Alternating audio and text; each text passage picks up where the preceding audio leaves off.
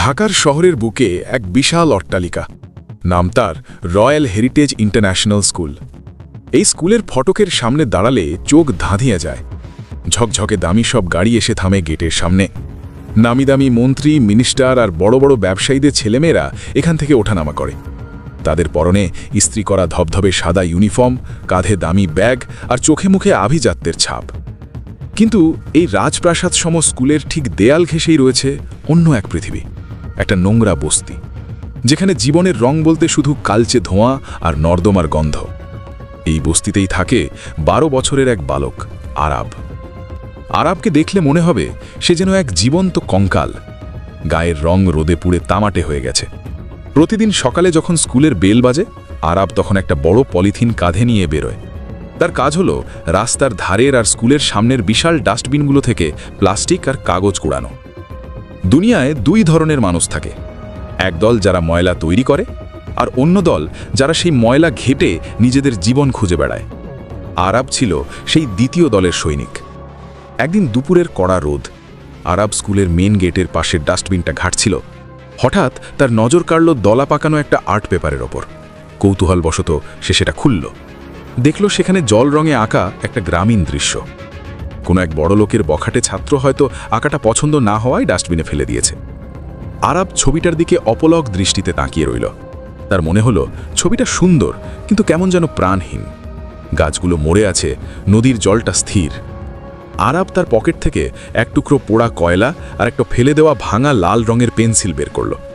ডাস্টবিনের পাশেই বসে সে ছবিটার ওপর নিজের কারিকুরি শুরু করল। সে কয়লা দিয়ে ছায়া তৈরি করল, ভাঙা পেন্সিল দিয়ে নদীর ঘাটে বসা এক কাল্পনিক নারীর শাড়িতে একটু লাল আভা দিল। মাত্র কয়েক মিনিটের ছোঁয়ায় মরা ছবিটা যেন কথা বলতে শুরু করল। আরাব মুগ্ধ হয়ে নিজের কাজ দেখছিল। সে জানত না তার ভেতরে এক অদ্ভুত জাদুকরী ক্ষমতা লুকিয়ে আছে। পরদিন সকালে আরাব স্কুলের গেটের সামনে দাঁড়িয়েছিল। ভেতর থেকে ভেসে আসছিল বাচ্চাদের হাসির শব্দ। কেউ ফুটবল খেলছে, কেউ বা দোলনায় দুলছে। আরাব তার নোংরা হাতের তালু দিয়ে দেয়ালটা স্পর্শ করল। তার খুব ইচ্ছে করে একবার ওই ক্লাসরুমের বেঞ্চে বসতে। তার ইচ্ছে করে সাদা কাগজে রং ছলাতে। কিন্তু সে জানে তার বাবা মা কেউ নেই। একবেলা খাবার জোগাড় করতেই যাকে হিমশিম খেতে হয়, তার কাছে পড়াশোনা বা আঁকাআঁকি বিলাসিতা ছাড়া আর কিছু নয়। হঠাৎ একজোড়া শক্ত বুট জুতোর শব্দ শোনা গেল। স্কুলের দারোয়ান রহিম মিয়া হাতে একটা লাঠি নিয়ে এগিয়ে আসলো। এই যে রাস্তার টোকাই, এখানে দাঁড়িয়ে কি দেখছিস রে? যা এখান থেকে, স্কুলটা নোংরা করিস না। চাচা, আমি শুধু একটু খেলা দেখছিলাম, আমি কোনো নোংরা করব না। তোর মতো বস্তির ছেলের জায়গা এখানে না, তোর জায়গা ওই ডাস্টবিনে। যা, ময়লা কুড়োগে যা। এখানে মন্ত্রী মিনিস্টারের পোলাপাইন পড়ে, তোর মতো ফকিন্নির বাচ্চা ছায়া পড়লেও দোষ। অপমানে আরাবের চোখ দুটো জলে ভরে উঠল। সে দৌড়ে সেখান থেকে চলে গেল, কিন্তু তার জেদ কমল না।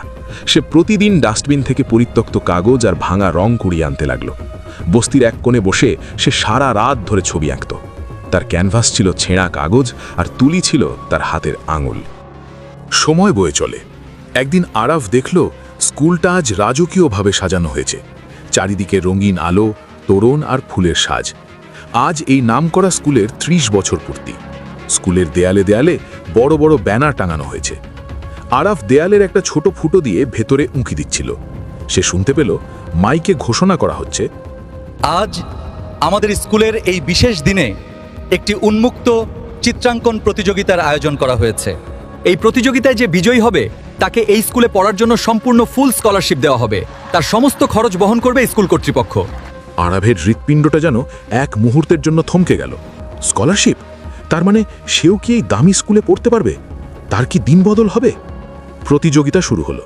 স্কুলের বিশাল অডিটোরিয়ামে দামি দামি ছাত্রছাত্রীরা বসেছে তাদের লেটেস্ট ব্র্যান্ডের তুলি আর রং নিয়ে।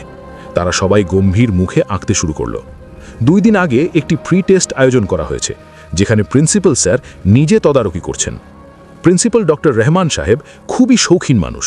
তিনি চাচ্ছিলেন আন্তর্জাতিক ইভেন্টের জন্য এমন একটা ছবি যা আগে কেউ দেখেনি। তিনি ঘুরে ঘুরে সবার আঁকা দেখছিলেন, কিন্তু তার মুখটা গম্ভীর হয়ে যাচ্ছিল। 1 ঘন্টা পার হয়ে গেল। ডক্টর রহমান বিরক্ত হয়ে মাইক হাতে নিলেন। পাহাড়, নদী আর ঘর বাড়ি ছাড়া আর কিছুই কি তোমাদের মাথায় নেই? তোমাদের কি হলো? কোটি কোটি টাকার সুযোগ সুবিধা দিচ্ছি, অথচ তোমরা সবাই সেই গতানুগতিক একই ধরনের ছবি আঁকছো। এই সাধারণ ছবি দিয়ে তো আমরা ইন্টারন্যাশনাল কম্পিটিশনে জিততে পারবো না। আমার সম্মান ডুববে। পুরো অডিটোরিয়াম স্তব্ধ। ছাত্রছাত্রীরা মাথা নিচু করে বসে আছে। ঠিক সেই মুহূর্তেই দেয়ালের ওপার থেকে একটা খিলখিলিয়ে হাসির শব্দ শোনা গেল। প্রিন্সিপাল সাহেব চমকে গেলেন। কে হাসছে এমন গম্ভীর মুহূর্তে? তিনি দেখলেন দেয়ালের ওপারে দাঁড়িয়ে ওই বস্তির ছেলেটা আরাভ, সে হাসছে। দারোয়ানকে নির্দেশ দিলেন, ওই ছেলেকে ভেতরে নিয়ে আসো। স্যার, ও তো বাইরের একটা ছেলে, মনে হয় আপনার কথা শুনে হাসছিল। আমি বলেছি নিয়ে আসতে, মানে নিয়ে আসতে। আরাফকে যখন ভেতরে আনা হলো, সে ভয়ে কাঁপছিল। তার ময়লা ছেঁড়া কাপড়, খালি পা আর হাতে সেই পুরনো পলিথিন। পুরো হলের ছাত্রছাত্রীরা নাক সিটকে টাকাচ্ছিল। কেউ কেউ মুখ চেপে হাসাহাসি করছিল। তুমি হাসছিলে কেন খোকা?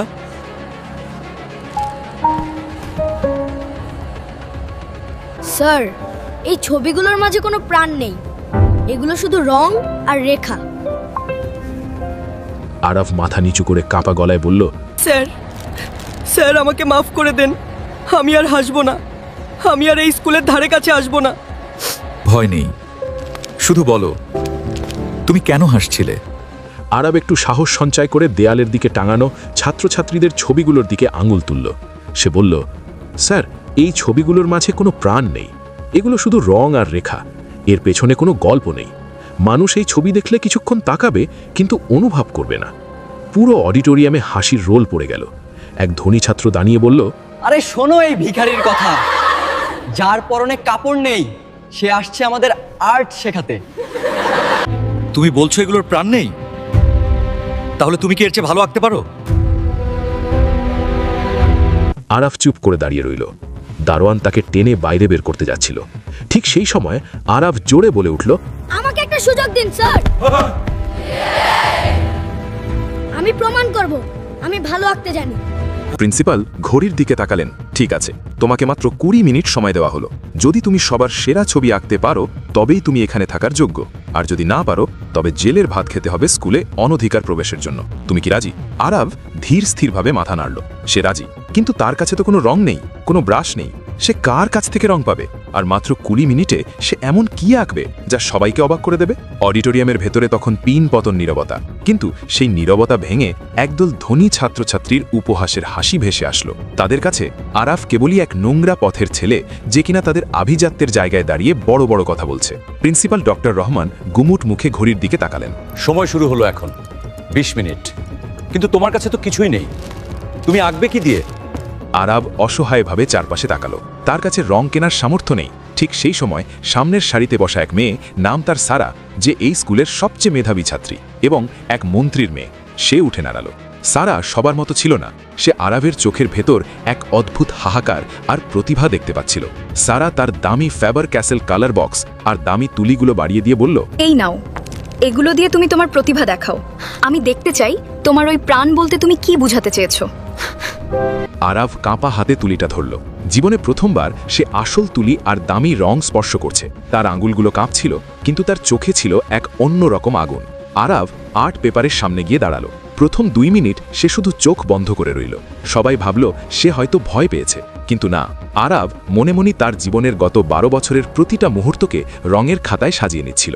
হঠাৎ সে তুলি হাতে নিল। তার হাত চলতে শুরু করলো বিদ্যুতের গতিতে। সে জল রং ব্যবহার করছিল না, সে যেন তার জীবনের রক্ত আর ঘাম ঢেলে দিচ্ছিল সেই কাগজে। প্রথমে সে গাঢ় কালো রং দিয়ে একটা অন্ধকার দেয়াল তৈরি করল। তারপর সেই দেয়ালের একপাশে আঁকল ঝকঝকে আলোকোজ্জ্বল এক প্রাসাদ, যেখানে দামি খাবার আর হাসি খুশি মানুষের ভিড়। আর দেয়ালের ঠিক ওপাশে ড্রেনের পাশে বসে থাকা এক বৃদ্ধা এবং তার পাশে পড়ে থাকা একটা কুকুরের ছবি। কিন্তু গল্পের মোড় ঘুরল যখন সে মাঝখানে একটা ছোট্ট ফুটো আঁকল। সেই ফুটো দিয়ে একজোড়া বড় বড় চোখ প্রাসাদের ভেতরের আলোর দিকে তাকিয়ে আছে। সেই চোখে জল নেই, আছে এক গভীর তৃষ্ণা। 15 মিনিট পার হয়নি, তার আগেই আরাভ তুলি নামিয়ে রাখল। তার কপাল বেয়ে ঘাম ঝরছে। সে ধীর পায়ে পেছনের দিকে সরে আসলো। প্রিন্সিপাল সাহেব এগিয়ে আসলেন। তার পেছনে সারা এবং অন্যান্য ছাত্রছাত্রীরাও আসলো। ছবিটার সামনে দাঁড়িয়ে প্রিন্সিপাল যেন পাথর হয়ে গেলেন। তার চোখের চশমাটা তিনি খুলে মুছলেন। কারণ তার চোখ ভিজে উঠেছে। ছবিটা কোনো সাধারণ দৃশ্য ছিল না, ওটা ছিল রয়্যাল হেরিটেজ স্কুল আর পাশের বস্তির এক জীবন্ত প্রতিচ্ছবি। আলো আর অন্ধকারের এমন বৈপরীত্য, যন্ত্রণার এমন নিপুণ বহিঃপ্রকাশ আগে কেউ কোনো নামী আর্টিস্টের তুলিতেও দেখেনি। সেই ফুটো দিয়ে তাকিয়ে থাকা চোখের ভেতর সারা পৃথিবী দেখতে পাওয়া যাচ্ছিল। আমি আমার জীবনে এত প্রাণবন্ত ছবি দেখিনি। এই ছবিতে শুধু রং নেই, এই ছবিতে একটা চিৎকার আছে, এক বঞ্চিত শিশুর চিৎকার। পুরো হলে যারা কিছুক্ষণ আগে হাসাহাসি করছিল তারা এখন লজ্জায় মাথা নিচু করে ফেলেছে। সেই দামি কাপড় পরা ছাত্রছাত্রীরা বুঝতে পারল প্রতিভা কোনো বংশ পরিচয় বা দামি পোশাকের তোয়াক্কা করে না। সারার চোখেও জল। সে বুঝতে পারল সে যাকে সাহায্য করতে চেয়েছিল সে আসলে একজন জন্মগত শিল্পী। ডক্টর রহমান মাইক হাতে নিলেন। আজ আমি গর্বিত হয়ে বলছি না, বরং লজ্জিত হয়ে বলছি। আমরা আমাদের এই উঁচু দেয়ালের ভেতরে থেকে বাইরের জগৎটাকে ভুলে গিয়েছিলাম। আরব আমাদের চোখ খুলে দিয়েছে। আমাদের শর্ত অনুযায়ী আগামী 2 দিন পর যে আন্তর্জাতিক চিত্রাঙ্কন প্রতিযোগিতা হবে সেখানে আমাদের স্কুলের পক্ষ থেকে কোনো দামি ছাত্র নয়, বরং এই আরব অংশগ্রহণ করবে। এবং আজ থেকে সে এই স্কুলের একজন পূর্ণাঙ্গ ছাত্র। তার পড়াশোনা আর থাকার সমস্ত দায়িত্ব এই স্কুলের। আরব বিশ্বাস করতে পারছিল না। সে ডুকরে কেঁদে উঠল। তার মনে পড়ল সেই ডাস্টবিনের কথা, সেই দারোয়ানের লাঠির কথা। আজ সেই দারোয়ানই মাথা নিচু করে তার কাছে ক্ষমা চাইল। আরবের এই সাফল্য সবাই মেনে নিতে পারল না। স্কুলেরই একজন প্রভাবশালী শিক্ষক মিস্টার জামান, যার নিজের ছেলে এই প্রতিযোগিতায় জেতার কথা ছিল, তিনি ভেতরে ভেতরে ফুঁসছিলেন। তিনি কোনোভাবেই এক বস্তির ছেলেকে তার ছেলের জায়গায় মেনে নিতে পারছিলেন না। প্রতিযোগিতার আগের দিন রাত আরব তার জন্য বরাদ্দ করা নতুন রুমে বসে আন্তর্জাতিক প্রতিযোগিতার জন্য শেষ প্রস্তুতি নিচ্ছিল। সে একটা নতুন ভাবনা নিয়ে ছবি আঁকছিল। হঠাৎ দরজায় কড়াঘাত। ভেতরে ঢুকলেন মিস্টার জামান। তার চোখে মুখে ক্রূর হাসি। খুব তো নাম কামিয়েছিস, কিন্তু জানিস কি, এই জগতে শুধু প্রতিভা দিয়ে টিকে থাকা যায় না, ক্ষমতার দরকার হয়। তুই যদি কালকের প্রতিযোগিতায় অংশ নিস তবে তোর ওই বস্তি কাল সকালেই বুলডোজার দিয়ে গুড়িয়ে দেওয়া হবে। তোর সাথে যারা থাকে তারা সবাই রাস্তায় নামবে। বল, তুই কি চাস তোর জন্য তোর আপনজনদের ক্ষতি হোক? আরবের হাত থেকে তুলিটা পড়ে গেল। তার স্বপ্ন কি শুরু হওয়ার আগেই শেষ হয়ে যাবে? একদিকে তার আজন্ম লালিত স্বপ্ন, আর অন্যদিকে তার বস্তির সেই মানুষগুলো যারা তাকে আগলে রেখেছে। পরদিন সকালে আন্তর্জাতিক প্রতিযোগিতার বিশাল মঞ্চ তৈরি। বিভিন্ন দেশের প্রতিনিধিরা এসেছেন। বাংলাদেশের সব বড় বড় মিডিয়া সেখানে উপস্থিত। রয়্যাল হেরিটেজ স্কুলের নাম চারদিকে ছড়িয়ে পড়েছে এই নতুন বিস্ময় বালকের জন্য। কিন্তু মঞ্চে আরবকে কোথাও দেখা যাচ্ছে না। প্রিন্সিপাল সাহেব চিন্তিত হয়ে ঘড়ি দেখছেন। সারা বারবার আরবের রুমে যাচ্ছে, কিন্তু সেখানে কেউ নেই। ঠিক যখন নাম ঘোষণা করা হলো, রয়্যাল হেরিটেজ স্কুলের প্রতিনিধি আরব, মঞ্চে আসো। তখনই সবাই দেখল পেছনের দরজা দিয়ে আরব আসছে, কিন্তু তার 2 হাত সাদা ব্যান্ডেজ দিয়ে জড়ানো। রক্তে ভিজে আছে ব্যান্ডেজটা। পুরো অডিটোরিয়ামে শোরগোল পড়ে গেল। কি হয়েছে আরবের হাতে? সে কি আজ আঁকতে পারবে? মিস্টার জামান পেছনের সারিতে বসে মিটিমিটি হাসছিলেন। তিনি ভেবেছিলেন আরবকে হুমকি দিলে কাজ হবে না, তাই তিনি গত রাতে লোক দিয়ে আরবের হাত ভেঙে দেওয়ার চেষ্টা করেছিলেন। আরব ধীর পায়ে মঞ্চের মাঝখানে দাঁড়ালো। তার মুখ ফ্যাকাশে, কিন্তু চোখে সেই অদ্ভুত আগুনটা আগের চেয়েও তীব্র। সে মাইকটা টেনে নিল। আমার হাত হয়তো ভেঙে দেওয়া হয়েছে, কিন্তু আমার স্বপ্ন ভাঙা সম্ভব নয়। আজ আমি তুলি দিয়ে নয়, আজ আমি অন্যভাবে আঁকব। আপনারা কি তৈরি আছেন? আন্তর্জাতিক প্রতিযোগিতার মঞ্চে হাজার হাজার মানুষের সামনে দাঁড়িয়ে আরব। তার 2 হাতে সাদা ব্যান্ডেজ যা লাল রক্তে ভিজে উঠেছে। ক্যামেরার লেন্সগুলো তার দিকে তাক করা। দর্শকরা ফিসফাস করছে। এই ছেলেটি কিভাবে আঁকবে? ওর তো হাত নাড়ানোর ক্ষমতাও নেই। মঞ্চের এক কোণে দাঁড়িয়ে সারা কাঁদছে। সে জানে গতকাল রাতে মিস্টার জামানের গুন্ডারা আরবকে কি নির্মমভাবে মেরেছে, কিন্তু আরব মাথা নত করেনি। সে সরাসরি বিচারকদের দিকে তাকালো। মাননীয় বিচারক মণ্ডলী, ছবি আঁকতে হাত লাগে না, লাগে একটা স্বপ্নীল চোখ আর একটা জ্বলন্ত হৃদয়। আজ আমি কোনো ব্রাশ ব্যবহার করব না। আজ আমি আমার এই লড়াই দিয়েই আঁকব। পুরো অডিটোরিয়াম স্তব্ধ হয়ে গেল। আরব তার ভাঙা হাত দিয়ে লাল রঙের বালতিতে হাত ডুবালো। তারপর ক্যানভাসের ওপর সেই রক্তাক্ত ব্যান্ডেজ নিয়ে আঘাত করতে শুরু করলো। ব্যথায় তার কপাল কুঁচকে যাচ্ছে। দাঁতে দাঁত চেপে সে আর্তনাদ হজম করছে, কিন্তু তার হাত থামছে না। শিল্পীর রক্ত যখন ক্যানভাসে মিশে যায় তখন সেই ছবি আর সাধারণ থাকে না। তা হয়ে ওঠে ইতিহাসের এক জ্বলন্ত দলিল। আরাব তার ভাঙা হাত দিয়ে ক্যানভাসে বিচিত্র সব রেখা টানছে। সে আঁকছে একটি বিশাল শিকল, যা ভেঙে চুরমার হয়ে যাচ্ছে, আর সেই শিকল ভেঙে বেরিয়ে আসছে 1000 নীল পাখি। পাখিদের ডানাগুলো এত জীবন্ত যে মনে হচ্ছে তারা এখনই ক্যানভাস থেকে উড়ে আসবে। 10 মিনিট পার হতেই আরাব তার কাজ শেষ করল। সে মঞ্চের ওপর লুটিয়ে পড়ল ক্লান্তিতে আর ব্যথায়। কিন্তু তার কাজ দেখে বিচারকরা আসন ছেড়ে দাঁড়িয়ে পড়লেন। জাপানি এক বিচারক বললেন, "this isn't just art, this is a soul screaming for freedom." ফলাফল ঘোষণার সময় হলো। কোনো দ্বিধা ছাড়াই ঘোষণা করা হলো, রয়্যাল হেরিটেজ স্কুলের প্রতিনিধি আরাব আজ এই আন্তর্জাতিক প্রতিযোগিতায় প্রথম স্থান অধিকার করেছে। পুরো অডিটোরিয়াম যখন করতালিতে মুখরিত হয়, তখন প্রিন্সিপাল ডক্টর রহমান মঞ্চে উঠলেন। তার হাতে একটা ছোট্ট পেন ড্রাইভ। তিনি মাইক নিয়ে বললেন, আরাব জিতেছে, কিন্তু এই জয়ের পেছনে রয়েছে এক অন্ধকার ষড়যন্ত্র। গতকাল রাতে আরাবকে যে আক্রমণ করা হয়েছে তার প্রমাণ আমার হাতে আছে। তিনি অডিটোরিয়ামের বিশাল স্ক্রিনে একটি ভিডিও প্লে করলেন। দেখা গেল মিস্টার জামান তার ক্যাবিনে বসে গুন্ডাদের টাকা দিচ্ছেন আরাবের হাত ভেঙে দেওয়ার জন্য। ভিডিওটি সারার বুদ্ধিতে গোপনে রেকর্ড করা হয়েছিল। পুলিশ তৎক্ষণাৎ অডিটোরিয়াম থেকে মিস্টার জামানকে গ্রেপ্তার করল। সারা জীবন অন্যের কেরিয়ার নষ্ট করা এই মানুষটি আজ সবার সামনে অপদস্থ হয়ে বিদায় নিলেন। আরাব চোখে জল নিয়ে প্রিন্সিপালকে জড়িয়ে ধরল। বস্তির সেই টোকাই ছেলেটি আজ তার নিজের যোগ্যতায় বিশ্বজয়ী। ক্যালেন্ডারের পাতা উল্টে গেল 20 বার। সময় এখন 2046 সাল। লন্ডনের এক অভিজাত আর্ট গ্যালারিতে আজ তিল ধারণের জায়গা নেই। পৃথিবীর নামি দামি সব সংগ্রাহকরা এসেছেন একটি চিত্রকর্ম দেখার জন্য। গ্যালারির মাঝখানে বড় করে লেখা, the king of soul Arab. Arab এখন 40 বছরের এক সুপুরুষ। পরনে দামি স্যুট, কিন্তু তার চোখে সেই সরলতা আজও অমলিন। তার এক একটি ছবি এখন আন্তর্জাতিক বাজারে কোটি কোটি টাকায় বিক্রি হয়। কিন্তু এত কিছুর মাঝেও আরাফ তার শিকড় ভোলেনি। সেদিন বিকেলে আরাফ ফিরে আসলো বাংলাদেশে, ঠিক সেই জায়গায় যেখানে একসময় রয়্যাল হেরিটেজ স্কুল ছিল। এখন সেখানে এক বিশাল ক্যাম্পাস। এটি আর কোনো অভিজাতদের স্কুল নয়, এটি এখন আরাব ফাউন্ডেশন স্কুল। আরাব স্কুলের গেট দিয়ে ভেতরে ঢুকল। হাজার হাজার বস্তির ছেলেমেয়ে আর ঝকঝকে ইউনিফর্ম পরে সেখানে পড়ছে। তাদের কারো হাতে তুলি, কারো হাতে বই। আরাফকে দেখে সবাই হাততালি দিয়ে উঠল। আরাব স্কুলের প্রধান মিলনায়তনে গিয়ে দাঁড়ালো। সেখানে কোনো দামি পেন্টিং নেই। সেখানে কাঁচের ফ্রেমে খুব যত্নে রাখা আছে একটি জরাজীর্ণ ধুলো মাখা ছেঁড়া কাগজ। সেই কাগজটি যা 20 বছর আগে আরাব ডাস্টবিন থেকে কুড়িয়ে পেয়েছিল এবং কয়লা দিয়ে তার ওপর প্রথম প্রাণের ছোঁয়া দিয়েছিল। আরাফ তার পাশে দাঁড়িয়ে থাকা সারাকে বলল, সারা এখন এই স্কুলের প্রধান শিক্ষিকা এবং আরাফের দীর্ঘদিনের সহযোদ্ধা।